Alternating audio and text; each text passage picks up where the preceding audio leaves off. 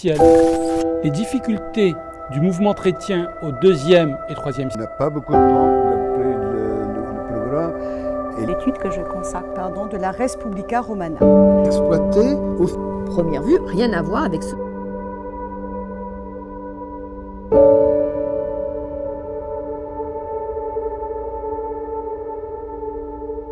Merci d'être ici. Il me fait très plaisir de vous parler de mon projet de recherche dont je suis le plus fier, c'est-à-dire l'amitié et l'humanisme et les représentations publiques de l'amitié. Je travaille là-dessus depuis maintenant 5 ans, en essayant d'éditer un album d'amis d'un humaniste et helléniste de la fin du XVIe siècle. Je vous en montrerai des passages. Et j'essaie aussi de comprendre ce qu'on peut dire sur les démonstrations publiques d'amitié, et ce qui m'a amené à travailler sur Facebook. Mais je vous rassure tout de suite, je n'ai pas de compte Facebook visible et je n'entretiens pas de page Facebook. Ce dont je vais vous parler, c'est un genre qui est apparu, dit-on, avec la Réforme, vers 1542, dans l'entourage de Philippe Melanchthon. Je dis dit-on parce que c'est pour l'instant la doxa. Je pense qu'en fait c'était beaucoup plus répandu, mais que l'historiographie a favorisé les recherches en milieu protestant. Il s'agit de petits carnets, dont je vous montrerai aussi des exemples, qui sont que le possesseur, qui a signé en première page, fait circuler auprès de ceux qu'il appelle ses amis, c'est-à-dire ses professeurs, mais aussi les personnes célèbres qu'il a pu rencontrer, les gens avec qui il a partagé une table à une taverne, et ils se sont bien entendus, les gens qui l'ont logé ou qui l'a logé, les amis de ses parents, les amis de ses amis, les professeurs auprès de qui ils espèrent obtenir une charge de cours, etc. Donc ces albums qu'on appelle Alba Amicorum sont humanistes au départ. On ne connaît pas de femmes qui aient des albums de ce type. On connaît des femmes qui ont des carnets de chansons ou des carnets de citations. Et j'aimerais mettre en relation ce genre, donc collectionner des déclarations d'amitié, un autre genre humaniste qui est citer les adages d'Érasme, c'est-à-dire que les adages d'Érasme sont vraiment une œuvre séminale pour la littérature qui suit, c'est-à-dire du XVIe et du XVIIe siècle, et les emblèmes, dont le premier recueil est publié en 1532 en France par André Alcia. Et mon idée, c'est qu'en fait, il s'agit de produire des textes qui sont des objets sur lesquels discuter, qui se partagent, un peu comme des inscriptions sur un mur Facebook. Alors, ici, vous avez la première représentation de l'université de Leyde qu'on connaisse. Alors, ça ressemble à une église, vous avez raison, ça a été désacralisé. En 1575, c'était un couvent, et c'est la première université calviniste hors de Genève, et qui est une université humaniste, c'est-à-dire on va faire la bibliothèque telle qu'elle s'est perpétuée jusqu'à nos jours, pour fonder une nouvelle manière de parler de théologie, de philosophie, de philologie. Et on va inviter d'abord Juste Lipse, puis Joseph Scaliger, à développer la connaissance des langues anciennes là. Alors, c'est intéressant parce que ça vous donne une idée de ce qu'on trouve dans ces petits carnets. Et Leyde est un centre de production de ces albas. Ici, vous voyez en latin une inscription qui dit « Voici ce que font les étudiants de Leyde lorsque la glace ne refuse d'être fondue par la liqueur dionysienne. » Donc, visiblement, ils avaient un peu abusé de la liqueur dionysienne avant de faire l'inscription, mais ça vous donne l'esprit de ces inscriptions d'étudiants pour étudiants, dont je vous montrerai beaucoup par la suite. Alors, ici, vous voyez, mais c'est bizarre, il y a vraiment un problème de luminosité. Vous voyez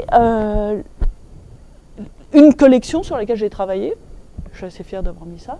Et aussi la référence, si ça vous intéresse et vous voulez voir d'autres images, à un catalogue d'exposition qui a été fait à La Haye et qui m'a beaucoup inspirée. Parce que j'ai vu aussi la diversité de ces albas. Alors moi, je travaille sur un album très sérieux, qui est l'album de Bonaventura Vulcanius. Je vous ai mis son portrait à la fin de sa carrière. Il était mieux quand il était jeune. Mais quand il est jeune, il n'a pas de poste. Donc il obtient son premier poste en 1581. Donc vous voyez qu'il est né en 1538. Et entre 1562 et 1581, c'est la galère.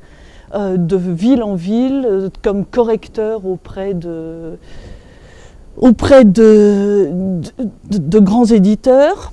Donc il va aller à Genève chez Henri Estienne, il va aller à Bâle, à Anvers chez Christophe Plantin, et enfin il trouve un poste comme espion auprès de Guillaume d'Orange pendant la Révolte. Et son don des langues l'aidera beaucoup. Il devient secrétaire de Philippe Marnix, qui est vraiment un homme important pour la révolte, ce qu'on a appelé la révolte des gueux contre l'Empire espagnol. Et enfin, il est professeur de grec et de latin à Leyde jusqu'à la fin de sa vie. Alors l'album qu'on a est tout à fait intéressant. Il l'a commencé quand il était à Genève et il a été offert à cet homme, qui n'est plus un étudiant, par Henri Estienne, chez qui il avait travaillé. Alors, cet homme a beaucoup d'amis. Il y a 117 contributions dans cet album. Et dans ses amis, on peut compter, donc j'avais essayé de les séparer un petit peu. D'abord, les collègues qu'il a rencontrés. Et donc, il y a tout ce milieu d'exilés très savants dans les milieux protestants à partir des années 1572, c'est-à-dire qui ont quitté la France après la Saint-Barthélemy et qui tournent en Europe et qui se connaissent tous. Il y a les amis des amis. Alors, par exemple, Douza, qu'il ne connaît pas, qui est un homme très important à Leyde, et qui va faire une inscription avant de le rencontrer. Donc on lui a donné l'album en disant voilà, c'est Bonaventura Vulcanius et ce serait gentil. Il y a les collègues et il y a les éditeurs, alors là il y a toute une collection. Il y a les amis des amis des amis. Un jour il va chez un ami, l'ami n'est pas là, mais il y a un ami qui est à la maison qui s'appelle Lopius et qui signe à sa place. Donc là ils ne se connaissaient même pas avant. Et puis il y a d'autres types d'amis. Donc il y a aussi des amis qu'ils voient tous les jours, par exemple comme moi je vois Anne-France quand je suis à Québec, et qui donc n'ont pas signé l'album parce que ce n'était pas la peine. Donc les plus proches n'ont pas signé souvent. Et ça on le voit en comparant la liste des noms qui ont signé avec le nombre de lettres envoyées. Mais c'est aussi un livre de mémoire, ce qu'on appelait un livre de raison ou de mémoire au XVIe siècle, c'est-à-dire que si quelqu'un comme moi remet toutes les inscriptions dans l'ordre chronologique, on peut voir le récit de la vie de cet homme. Quand il était à Genève, quand il était à Bâle, il est allé à Heidelberg, à Francfort, il a fait signer tous les maîtres d'œuvre de la révolte des gueux contre les Espagnols, il est allé à Anvers, à Bruges, et puis ensuite il est à Leyde. Et donc ça nous raconte ses voyages. Et qui il va voir quand il est où. Enfin, c'est un album qui nous montre qui connaît qui. Et c'est là-dessus que je commence à entrer dans mon côté démonstration publique. Quand on a un petit carnet de ce type, on ne l'ouvre pas à une page blanche pour le faire signer. On le fait circuler. Et donc, l'inscription qui a été portée avant que le carnet soit présenté fait partie du carnet, de ce que va lire celui qui signe. Donc si par exemple je commençais à faire circuler un carnet maintenant, si je commençais par faire signer Anne-France, au moment où ça arriverait à Alban, Alban pourrait lire ce qu'a écrit Anne-France, ce qu'a écrit Christelle, ce qu'a écrit Didier, et il pourrait se dire, tiens, il y a une faute de latin dans tel truc, donc il n'y en aura pas. Donc on va faire très très attention à se montrer sous son meilleur jour. Et si on connaît un peu d'hébreu, il y en a 11 qui connaissent au moins un peu d'hébreu dans mes 117, ben on va le mettre parce que c'est classe quand même. Et si on connaît une langue que personne ne connaît, par exemple l'araméen, on va le mettre. Alors là, vous imaginez pour moi qui ai fait l'édition, hein, qui ne connaît ni l'hébreu ni l'araméen, mais parfois on fait des fautes en hébreu, mais personne ne s'en rend compte, donc ça va.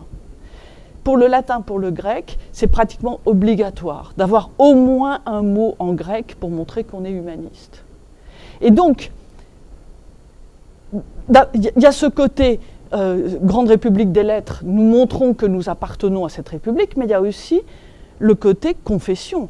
Nous sommes en pleine guerre de religion quand ce genre apparaît, ce qui est tout à fait intéressant. C'est-à-dire que le discours sur l'amitié se développe avec une passion et une omniprésence incroyable au moment où les gens s'égorgent littéralement dans les villes européennes. Et il se développe là où les conflits religieux sont les plus vifs, là où il y a eu la révolte des iconoclastes, etc. Enfin, je ne vais pas rentrer dans un cours d'histoire là-dessus. Mais du coup, imaginons que je sois calviniste strict et que je fasse signer un catholique ultramontain, j'aurai un problème quand je vais le montrer à mes autres amis calvinistes. Donc il y a deux solutions. La première, c'est d'être discret, donc de ne pas faire circuler son album quand on est avec un autre cercle.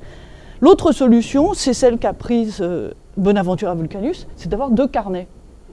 Donc un pour le côté calviniste et Leyde, c'est celui qu'on a, et un autre pour ceux qui sont un peu indécis, un peu bizarres, qui ont été condamnés par les synodes et tout, et celui-là, on le garde pour les catholiques et les évangéliques. Alors celui-là, je ne travaille pas dessus, pour une raison très simple, il est dans une collection privée et le texte n'en est pas accessible. Alors ce qu'on voit, du coup, si on reconstitue tout ça, c'est des réseaux. C'est-à-dire que cette amitié qui se dit toujours singulière, elle est en fait un cercle. Que la géométrie de l'amitié, ce n'est pas la ligne qui va d'un point A à un point B et revient, mais c'est au moins un triangle, il faut toujours des témoins, et idéalement un cercle. C'est-à-dire que, je vais aller vite là-dessus, si on regarde, par exemple, l'album d'amis d'Hubert Languet, on va trouver les amis de Vulcanus, et si on regarde dans ces amis qui a signé leurs albums, ben, on va revenir au bout d'un certain temps à Vulcanus, et au même cercle, c'est-à-dire ils s'entresignent tous les carnets. On voit aussi des convives de banquet. Alors ça, c'est très intéressant. C'est-à-dire, on est à table, et là, on va rivaliser d'esprit, de culture et d'érudition, mais au même moment, donc en commentant ce qui vient d'être dit. Et il y a un exemple comme ça, qui est passionnant, qui est à Genève, lorsque Bonaventure s'en va, il quitte Genève, et on a donc tous ces amis hellénistes qui sont réunis, et qui écrivent tous en grec. Il y en a un qui corrige l'autre en disant « mais je te rappelle que ça n'est pas le vin qui devient meilleur au fur et à mesure qu'on en boit, ce sont les livres qui deviennent meilleurs au fur et à mesure qu'on les lit, etc. » Et puis, il y a les amis de famille. Et là, on est surpris parce qu'on se dit l'humanisme est au-dessus des frontières. Au-dessus des frontières, oui, pas au-dessus des cercles, et certainement pas au-dessus des dynasties familiales. Et donc, on a les amis du père de Bonaventura Vulcanus, qui s'appelle Petrus Vulcanus. Et là, ça devient très intéressant, et c'est là-dessus que je vais me centrer. C'est-à-dire, ce père, Petrus, avait suivi des cours avec Érasme. Et vous imaginez qu'Érasme, à la fin du XVIe siècle, c'est presque un saint pour ces cercles humanistes, surtout pour ceux qui ne suivent pas le Concile de Trente. Et Érasme avait écrit une lettre de recommandation pour Petrus Vulcanus, et il lui a envoyé un petit mot de félicitation pour son mariage. À un moment, Érasme était précepteur d'un jeune homme, Lord Mountjoy, pour qui il a commencé à écrire les adages. Et les adages, c'est une collection qui commence avec 100 proverbes commentés, puis qui continue avec 1000, puis 2000, et puis qui finalement roule à 8000 proverbes qui se répondent les uns aux autres et qui se lisent comme un roman d'ailleurs. Donc, c'est dans ce cadre-là, je fais un petit peu vite, oui, qu'on va voir dans ces albums des toutes petites familles qui se créent. Donc, par exemple, je vous disais, les amis de Petrus Vulcanius vont signer en disant « pour le fils de mon ami », mais on va aussi voir des pères et des fils qui essaient de signer ensemble. Et il y a deux exemples qui me touchent beaucoup dans cet album. C'est les exemples de Charles et Paul Labbé et François et Jean Hauteman, qui signent à une génération d'écart en cherchant la page. Enfin, le fils cherche la page où son père avait signé et signe 25 ou 30 ans plus tard, en retrouvant les traces d'un père mort à ce moment-là. On peut aussi se choisir des pères. Par exemple, je vous parlais de ceux qui aiment faire de l'hébreu. Il y avait un très grand hébraïste qui s'appelait Immanuel Tremélius et qui a participé à la Bible polyglotte d'Anvers en 1581. Puis il y a un jeune gamin qui s'appelle Philippus Ferdinandinus qui a commencé des études d'hébreu puis qui finalement a laissé tomber. Mais il cherche la page de Tremélius et il met « à celui qui fut mon guide et que j'admire et que j'espère rencontrer un jour, etc. etc. » On ne sait jamais, l'album peut revenir. Et donc son nom est associé, pour tout le monde, à celui du maître qu'il n'a pas eu. Et puis il y a aussi des pages que je trouve assez drôles, où il y a des gens qui ne se parlaient jamais, mais qui vont se retrouver sur la même double page. Je ne vais pas vous faire tout le détail, mais il est possible qu'il y ait dans les amis de vos amis des gens qui ne soient pas exactement bienvenus chez vous. Enfin, vous préféreriez passer la soirée avec quelqu'un d'autre. Ben, là, ça arrive, sauf qu'en moment, au XVIe siècle, ces antipathies sont toujours assez violentes puisqu'on doit démontrer aussi son art de l'invective. Donc, par exemple, Lambert d'Anneau, je crois que c'est un homme qui a écrit des philippiques contre à peu près tous ceux qui ont signé cet album. Mais il signe quand même. Et il y a aussi des choses assez intéressantes. Par exemple, Henri Estienne, qui a donné l'album, qui a donné le livre sur lequel ça a été fait, n'a jamais voulu payer Bonaventura Vulcanius. Donc, Bonaventura a écrit à tout le monde en Europe en 1575 qu'Henri Estienne était un homme tout petit, homunculus, et qu'en fait, il était pire qu'un homunculus, il est un Henriculus. Et il y a des lettres très violentes qui montrent aussi comment il a été malhonnête, etc. Mais il est quand même dans l'album et il dit pour mon très grand ami, etc. Alors, si il vous arrivait d'avoir l'honneur qu'on vous présente un album d'amis, il y a un code qui est suivi dans tous les albums que j'ai vus. C'est-à-dire qu'il faut avoir deux noms. Le nom du possesseur de l'album, accompagné de tas de flatteries, très illustres, très nobles, très savants, etc. Mais aussi qui explique par des termes qui qualifient l'amitié, la relation entre celui qui signe et celui à qui appartient l'album. Si c'est observantia, qui veut dire l'amitié respectueuse, c'est certainement un élève qui écrit, ou quelqu'un qui est plus jeune. Si c'est benevolentia, ben c'est le contraire, etc. Il n'y a qu'un seul cas où on peut mettre son nom, celui qui signe met son nom en premier, c'est quand il est incontestablement supérieur à celui qui possède l'album. Exemple, Théodore de Bèze, il signe sur la première page, on lui a montré la première page, on lui a demandé ça, même s'il n'est pas le premier à signer. C'est le roi de la communauté intellectuelle calviniste, et il met « Moi, Théodore de Bèze, j'écris pour Bonaventura Vulcanius ». Ensuite, on trouve la bonne formule pour envoyer son inscription. Le nom du signataire et après le message, qui peut être un poème, une devise, un emblème, une citation, un dessin, une gravure, une fleur, etc., on met le lieu et la date de l'écriture du message. Et sans le lieu, sans la date, on n'est plus dans ce genre de l'album d'amis. Alors, il y a évidemment des gens qui ne connaissent pas les lois. Il y a un Joachim Hübner qui écrit, donc qui donne une citation classique et qui met son nom en premier. Vous le voyez, je n'ai pas de petits trucs pour vous montrer. Vous le voyez là.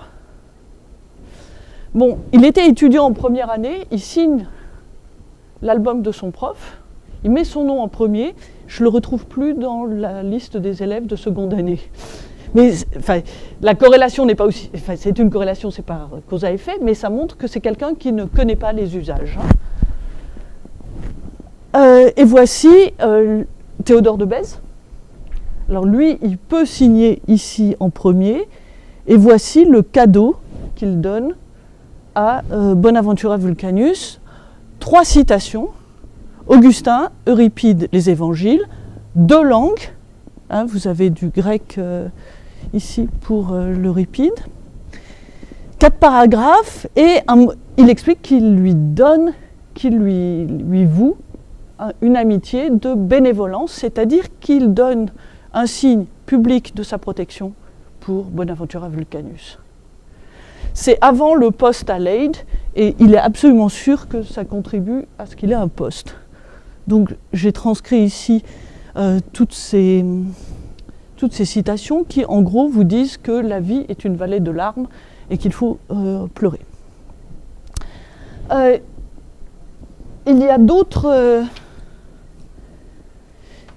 donc, ce que je voudrais faire maintenant, donc vous voyez à peu près ce sur quoi je travaille pour les albums.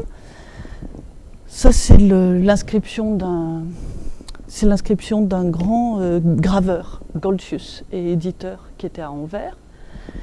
Ce que je voudrais faire avec vous, c'est essayer de voir comment on peut lire ces textes. Parce que jusque-là, ce qu'on fait avec ces textes, et je trouve ça très triste, c'est de noter le nom de la personne qui signe, le nom du possesseur de l'album, le lieu, la date, et de faire des grandes prosopographies. Et on dit, oui, mais de toute façon, c'est pas personnel. C'est rempli de lieux communs. Et moi, j'aimerais travailler justement sur ces lieux communs. Et je pense que le lieu commun constitue un cadeau d'amitié, constitue une preuve d'amitié. Alors, d'abord, et là vous voyez l'inscription d'Abraham Ortelius, qui est aussi imprimeur à Anvers et qui est l'imprimeur de la première MapMonde, par exemple, et beaucoup d'autres choses. J'aimerais attirer votre attention sur le fait que la page est remplie et qu'on fait de l'inscription un objet. Un objet que je peux montrer en diapositive, mais qu'on pourra aussi montrer sur le carnet. C'est-à-dire qu'elle ne se limite pas à un texte, elle est un dispositif de cadeau. Et en général, dans la formule d'envoi de la marque d'amitié, on dit c'est un tekmeron, c'est un tessera, c'est un testimonium, donc témoignage, petit ex-voto, petit signe, petite marque, petit cadeau, petite trace, petit symbole, etc.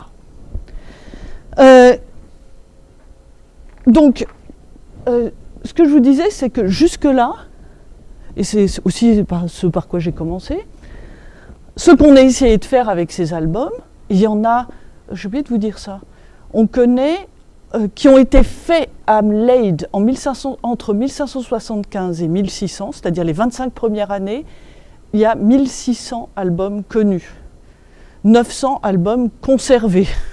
Donc c'est énorme, hein. C'est une mode incroyable. Dans les Pays-Bas, on connaît 3000 albums, donc on a conservé 3000 albums pour les 50 premières années de la création de l'université. Il y en a aussi beaucoup en Allemagne du Nord et Allemagne Nord-Ouest. Donc ça suit vraiment le luthéranisme et Melanchthon. Donc ce qu'on a fait, c'est qu'en général, on a fait des tableaux. Puis on a vu qui fait quoi, et on n'a pas noté ni la spécificité du texte, ni aussi les conventions, non pas typographiques, mais de mise en page, qui objectifient ces textes. Et comme vous voyez ici, il y a un art de la signature, et ça c'est la signature de Bonaventura Vulcanius, il fait ça sur tous les albums qu'il signe, Et vous voyez qu'il finit en cul de lampe, il imite quelque chose d'imprimé, hein, tout en signant avec son paraphe et en montrant grec, latin, qu'il est extrêmement savant. Il n'a pas besoin d'écrire beaucoup parce qu'il est connu à ce moment-là et que donc c'est déjà un honneur qu'il ait signé. Alors, le problème c'est qu'on attend des déclarations d'amitié qu'elles soient personnelles, qu'elles soient uniques, qu'elles nous disent quelque chose qu'on ne connaît pas par ailleurs de la vie publique de la personne. Et on n'en trouve pas. On n'en trouve pas, mais ce qu'on va trouver, c'est justement une collection de lieux communs par lesquels se disent la sincérité. Ça, c'est un de mes dessins préférés. C'est une encre qui a été faite par un étudiant de droit pour un étudiant de théologie à Leyde en 1608, et c'est l'allégorie de l'amitié. Et ce que vous voyez qui forme la ligne d'horizon, etc., et les lignes de fuite du dessin, ce sont des citations classiques que je vais vous montrer brièvement ici. Il y en a pas mal, hein, qui viennent toutes d'auteurs latins sur ce qu'est l'amitié, comment reconnaître l'amitié de la flatterie, comment il y a une chose qui est assez intelligente. Ici, c'est une citation de Pétrone qui explique comment ne pas laisser entrer dans le fort de l'amitié, dans l'intimité, les flatteurs. Et puis, il y a un endroit où on signe pour son ami Adrien Offert. Donc, vous voyez qu'il l'a bien fait, il a mis celui qui est au-dessus de lui au premier et il se met en dessous. Johannes Campus a fait cela à Leyde 1608. On connaît assez bien Adrian Hofer, qui va être auteur d'emblèmes. On ne connaît absolument pas Johannes Campus, qui visiblement ne payait pas ses frais de scolarité et n'a pas laissé de traces. Alors, c'est ça ce qui m'a intéressé. Comment est-ce que cette amitié singulière se dit par des lieux communs et de façon satisfaisante ? Par le jeu des citations, par le jeu des symboles, des interprétations que tout le monde sait faire. Par exemple, c'est le fort de l'amitié, c'est un oppidum et on voit tout ce qu'il peut y avoir, et par un jeu de lecture et dialogue qui interprète. L'album sur lequel je travaille est fait sur un livre interfolié, un livre de parodie morale, c'est-à-dire de vers classiques parodiés pour leur faire dire quelque chose d'autre ou leur faire dire des messages bibliques. Et chaque page de droite, c'est-à-dire ce qu'on appelle la belle page, est laissée vierge pour que le lecteur puisse continuer le texte. Donc voilà à quoi ressemblent les parodies, c'est la page de gauche. Sur la page de droite, on devrait remplir. Or c'est là qu'on a les déclarations d'amitié. C'est le seul exemplaire des parodies morales d'Henri Estienne qui a été rempli. C'est-à-dire, il l'avait fait, il dit dans la préface « Lecteur, je t'ai laissé la plus belle page, utilise-la, etc. » Mais je n'ai jamais trouvé d'autres lecteurs qui aient été intéressés par le jeu.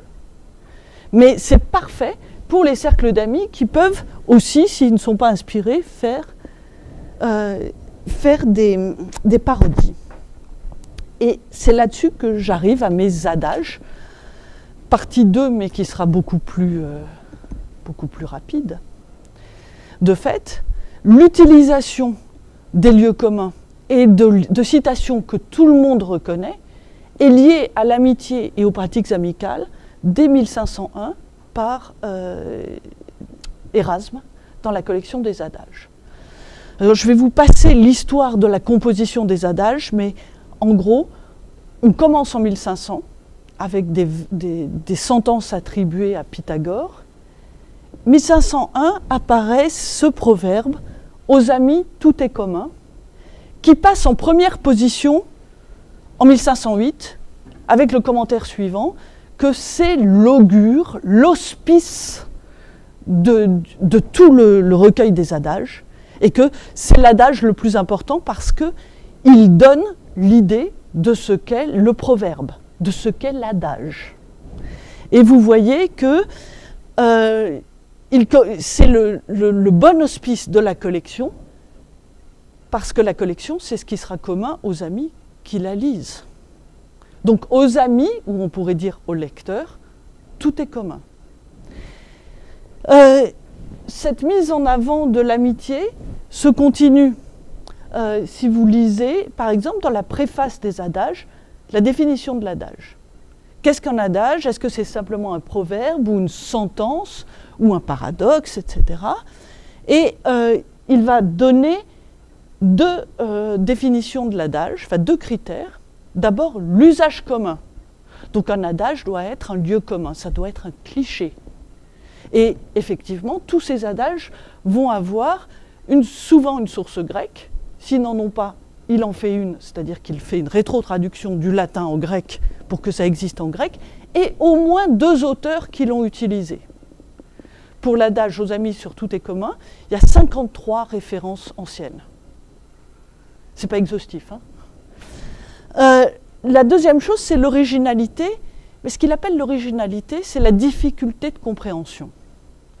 Et c'est là que le lieu commun n'est plus si commun. C'est-à-dire qu'il y a toujours un élément d'énigme dans l'adage.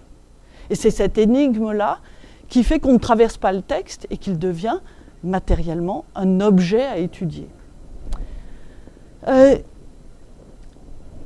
Du coup, on peut dire que Érasme définit la forme brève, celle de l'adage, c'est-à-dire par exemple aux amis tout est commun, comme une forme de petits signes qu'on peut envoyer comme marque d'amitié. J'en donnerai 2 exemples.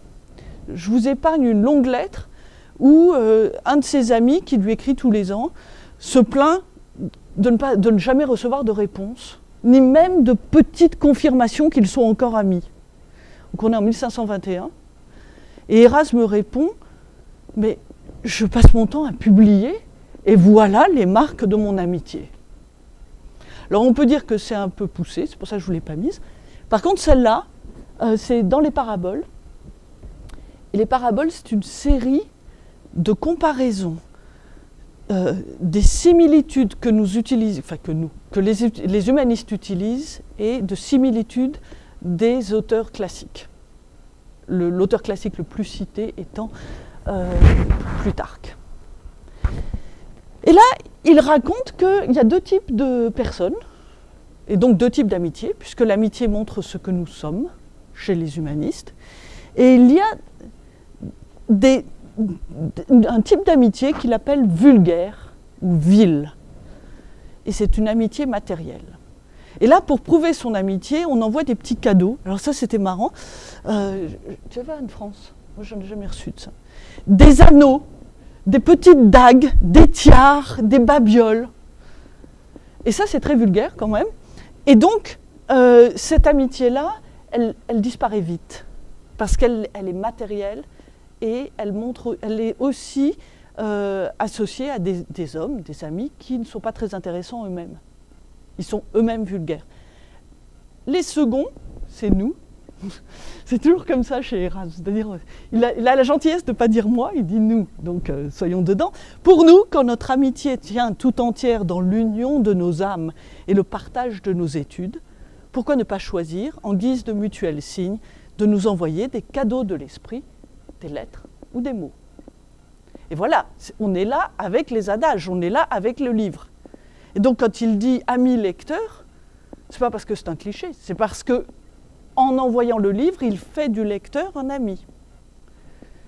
Vous m'arrêtez hein, si je vais trop vite ou si c'est trop lent, parce que j'ai plein de trucs à vous montrer. Donc, c'est assez intéressant quand Érasme donne un cours en disant il faut varier l'expression, et donc ça s'appelle le Décopiae, c'est un livre magnifique où il dit on n'en a jamais trop, si c'est bien écrit, si c'est varié, c'est magnifique et c'est délicieux. Ben, quel est l'exemple qu'il donne? 326 façons de dire au revoir à un ami. Et son ami, c'est Thomas More. Ensuite, il écrit l'éloge de la folie. Donc, c'est encomium, l'éloge de Moriae. Et More, on le reconnaît là. Et au début, il dit, voilà, ce que j'ai fait, c'est que j'ai réfléchi à nos communes études. Vous vous rappelez, hein, l'amitié, les études communes et le mot commun. Et aux amis, tout est commun. Donc, Pour Erasme, lorsqu'on écrit, qu'on lit, qu'on discute et qu'on aime, c'est la même chose, c'est le même espace. Et cet espace-là est public. Et je crois qu'avec le romantisme, on a commencé à définir cet espace personnel comme nécessairement privé. Et ça explique aussi le désintérêt pour tous ces textes sur l'amitié qu'on considère comme surfaits et donc manquant de sincérité. Alors que je crois que dans les cercles humanistes, au contraire, l'usage du lieu commun fait le groupe, fait le cercle et que l'amitié est nécessairement publique. Et je crois aussi que si vous allez sur Facebook, c'est pas que ces gens sont particulièrement superficiels parce qu'ils écrivent sur un mur public, c'est parce qu'ils retrouvent et réclament cette dimension publique du sentiment, du lien social. Alors, continuons avec mon numéro 3, les emblèmes. Je vous envoyais ici un exemple chez Gilles Corrozet à Paris, 1540. Et de façon intéressante, en même temps que les adages se développent, les adages vont fournir matière à une autre expression qui est aussi sur une page, qui n'est souvent pas signée, mais qui est aussi double, comme l'amitié est double, hein, les deux amis, c'est un minimum. Il y a un titre, par exemple ici, preuve de nouvelle amitié, et une image, et un commentaire de l'image. Le début de ce genre, c'est 1532, un juriste, André Alcia, qui a publié en latin un recueil d'emblèmes. Pourquoi est-ce que je les mets en lien? D'abord parce que je dirais que le tiers des emblèmes vient d'Erasme, des adages. C'est-à-dire que le petit titre est un adage. Et je vous montrerai ensuite les emblèmes aux amis, tout est commun. Donc, ça n'est pas que les adages viennent directement de citations classiques ou du Trésor des Nations. Ici, on voit que ces adages sont écrits par rapport à un texte commun que tout le monde lit et qui définit la République des lettres. Deuxième chose, vous voyez aussi que, et ça on le voit assez vite, le lien entre preuve de nouvelle amitié et quelqu'un qui qui verse un liquide dans un vase n'est pas immédiatement clair. Il y a une énigme. Et on va donc en discuter. Et l'énigme est parfois résolue, c'est pour ça que je vous ai donné un facile au début. Avant que mettre en ce vaisseau aucun vin, l'essai je ferai s'il est bon et s'il tient bien l'eau, puis après je m'en servirai. C'est-à-dire, avant de considérer que quelqu'un est mon ami, je vais faire l'épreuve de sa fidélité. Ça semble simple, ça l'est pas tellement. Parce qu'en fait, ça détourne un autre adage sur l'amitié, qui est que les amis, c'est comme le vin. Plus ça vieillit, plus l'amitié est ancienne, meilleure elle est. Alors, ici, vous voyez qu'on a un peu dévié. Et c'est la loi des emblèmes. C'est un peu énervant pour nous, parce que Descartes est passé par là. On aimerait bien que ça soit carré, mais ça n'est jamais carré. C'est-à-dire que l'explication n'est jamais le lien exact entre le titre et l'image. Ce serait trop simple.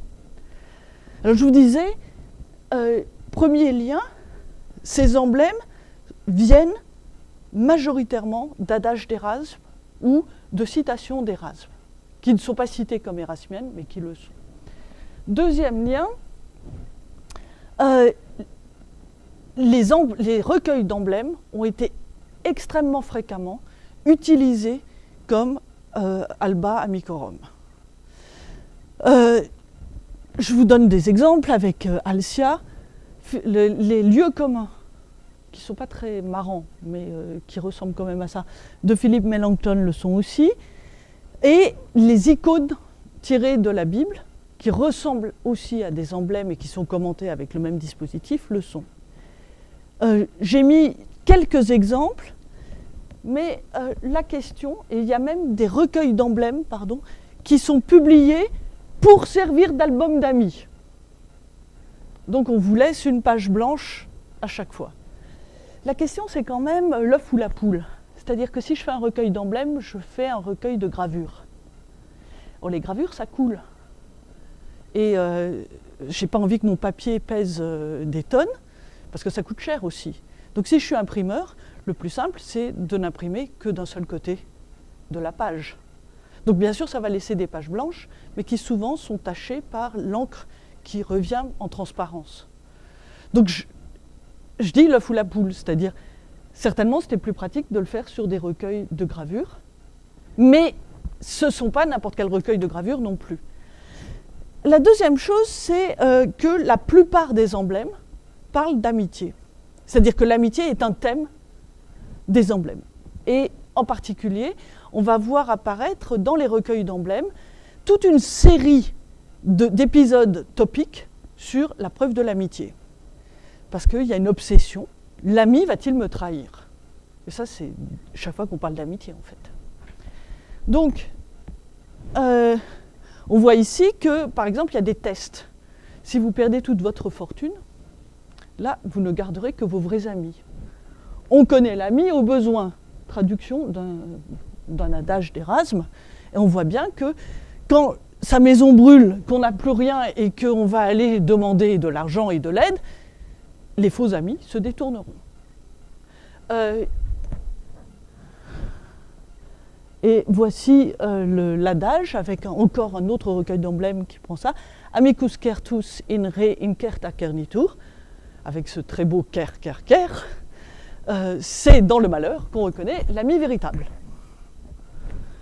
Il y a bien sûr l'emblème le plus répandu et qui reprend le premier adage, aux amis tout est commun, et vous voyez que cet adage est commenté par des couples d'amis. Et donc on représente, comme d'ailleurs on représente des couples de lecteurs dans les bibliothèques, les amis qui regardent ici tous les symboles de l'amitié, qui vont être expliqués d'ailleurs la page suivante, et c'est une stèle puisque nous sommes dans le domaine de l'immortalité. Je retourne pour ma conclusion à mes albums d'amis. Le mieux que vous puissiez faire, c'est justement un emblème à l'intérieur de l'album d'amis. Donc voici un emblème qui a été fait à Marbourg en 1592 et où vous voyez tout ce qu'il faut connaître sur l'amitié. Or, en donnant cet emblème, ce que le jeune étudiant donne à Roland de Werth, c'est l'assurance publique qu'il est son ami et la définition du type d'amitié qu'il partage, avec des références qui sont communes, comme les adages le sont, aux amis. Je continuerai en disant que c'est aussi la définition même de l'emblème dans la première édition des emblèmes par Alcia. Je vous ai donné ici le poème qui ouvre le livre et sa traduction en français, parce qu'elle est bien meilleure, la traduction des deux derniers vers en français, qui est bien meilleure que celle que je vous aurais donnée. Voici ce livre, « Prends de m'amour ce gage ». Voici un gage d'amour, un gage d'amitié. Et chaque emblème, avec le titre, la gravure, l'explication, fausse explication bien sûr, chaque emblème est dédié à un ami. Donc ici, vous avez le premier emblème. Qu'est-ce que c'est? L'amitié. C'est donc « Prends de m'amour ce gage », dédicace du livre, et aussi dédicace de l'emblème lui-même à l'ami. Ce qui est un peu bête, vous voyez que c'est la vigne autour du chêne, qui est le symbole dans toute la littérature humaniste de l'amitié. Ça nous rappelle la vigne et la rose, symbole de l'amour éternel dans d'autres temps et d'autres systèmes symboliques. Ce que vont en faire les jeunes humanistes qui vont dire « c'est bien, la vigne étouffe le chêne ». Et en fait, le lierre va tuer l'ami sur lequel il s'est mis, ça me rappelle un tel qui m'a trahi tel jour, etc. De fait, ce qui est en question, donc dans ces déclarations d'amitié, ça ne va donc pas être, au-delà de la date et du lieu, la circonstance particulière de l'amitié, mais ça va être la définition de ce que devrait être l'amitié idéale. Et du coup se développent des petites images qu'on appelle des types et qu'on s'offre entre amis, des images de l'amitié qui, vous voyez, sont des emblèmes. Donc vous reconnaissez ici l'amitié qui, non pas donne un cours de dissection, mais montre son cœur. Elle a les cheveux épars parce qu'elle ne se cache pas, elle ne se pare pas. L'ami ne se montre pas sous son meilleur jour, il veut être connu pour ce qu'il est. Aestas et Tiems, c'est, vous le savez, l'ami certain se reconnaît dans le malheur. Donc, pendant la bonne saison comme pendant la mauvaise. Langue et propé, donc de loin comme de près. Et puis, vous voyez ici, autour des parties génitales, à la mort, à la vie. Et là, il y a un écu vide parce que vous le remplissez avec votre nom. C'est-à-dire que c'est ce qu'on envoie. On appelle ça le type de l'amitié et on l'attribue à Melanchthon.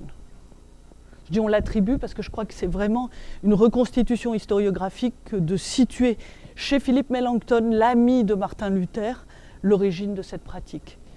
On a à Lyon, dans les années 1540, des livres imprimés qui s'appellent les livres des amis et qui sont des témoignages publics d'amitié signés avec un prénom et un nom. Je voulais aussi vous montrer les emblèmes de Sambucus. J'ai presque fini, hein, et vous pouvez m'arrêter quand vous voulez. C'est certainement, avec Alcia, le livre d'emblèmes qui a eu le plus de succès. Et on voit ici aussi une définition normative de l'amitié qui donne quelque chose, ce cœur, mais vous voyez que ce cœur est commun à tous puisqu'il est divin. Et je crois que c'est une définition de l'amitié comme aux frontières de la charité chrétienne qui naît à partir d'Érasme dans le monde des adages où la sagesse ancienne retrouve le message évangélique. Et l'exemple de l'amitié parfaite que donne Érasme, ce sont les pythagoriciens qui ressemblent à des moines, en fait, qui vivent habillés de blanc, qui n'ont pas de propriété personnelle et qui partagent tout.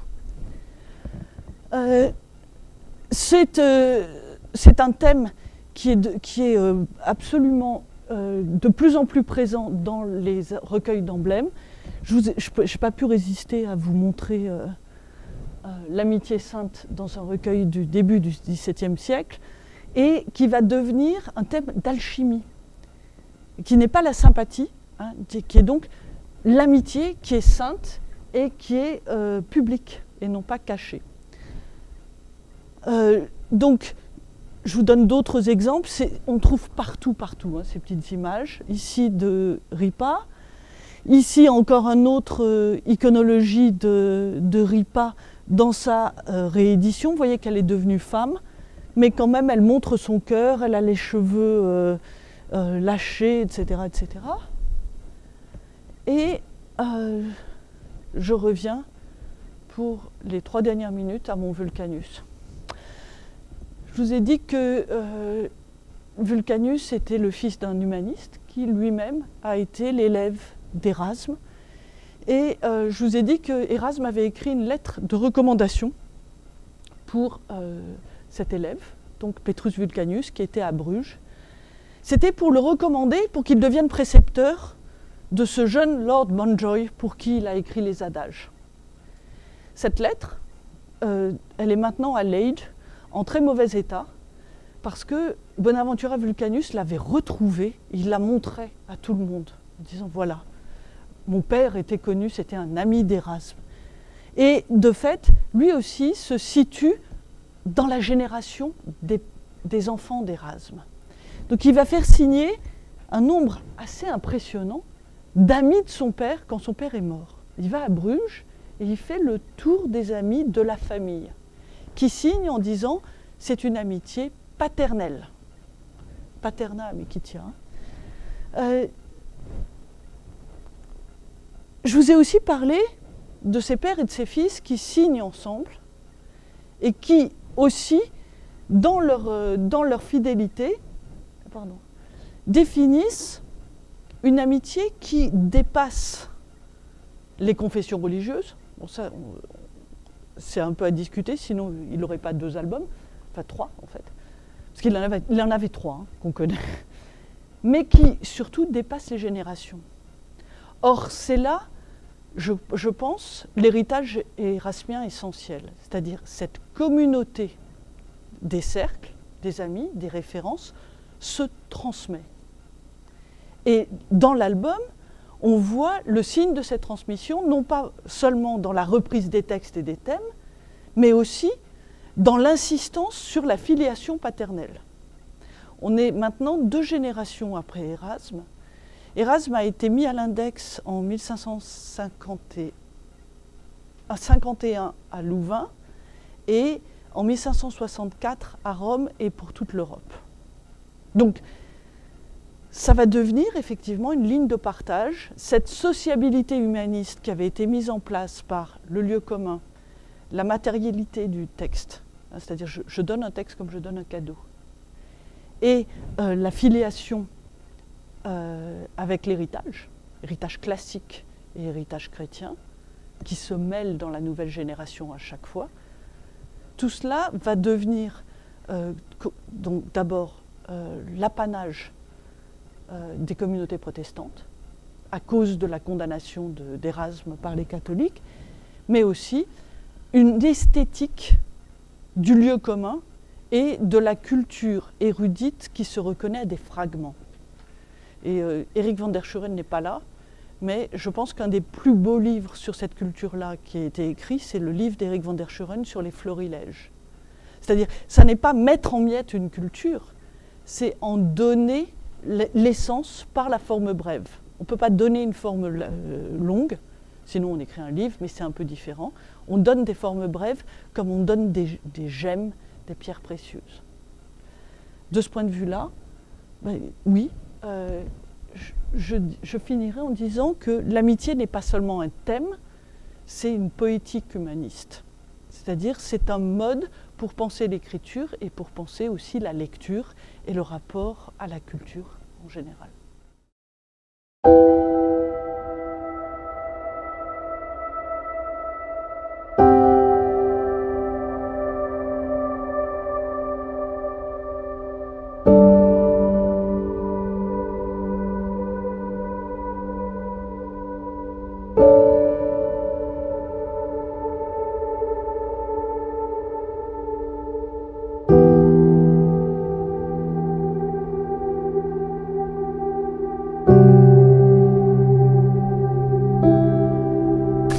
Les difficultés du mouvement chrétien au deuxième et troisième siècle. On n'a pas beaucoup de temps d'après le programme. L'étude que je consacre, de la Res Publica Romana. Exploité au Première vue, rien à voir avec ce...